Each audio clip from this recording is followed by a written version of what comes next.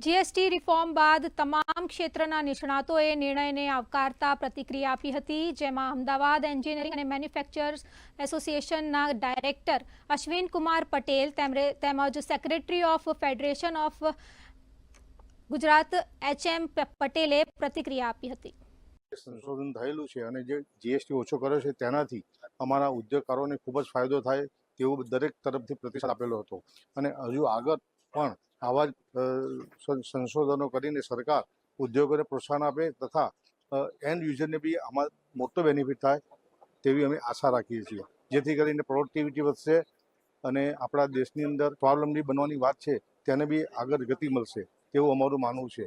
ભારત સરકાર દ્વારા જીએસટીમાં જે રિફોર્મ કરવામાં આવ્યું છે એટલે એ રિફોર્મના કારણે ઘણા બધા સ્લેબમાં શૂન્ય જીએસટી કરવામાં આવ્યો છે, જેવી કે જીવન રક્ષક દવાઓમાં શૂન્ય કરવામાં આવ્યું છે, ઇન્સ્યોરન્સના ક્ષેત્રે પણ શૂન્ય કરવામાં આવ્યો છે, ઘણા ક્ષેત્રોમાં 12%થી 5% પણ કરવામાં આવ્યું છે। જેવી રીતે આપણે બિનપરંપરાગત ઉર્જા જે છે તેમાં પણ 5%નો કરવામાં આવ્યો છે।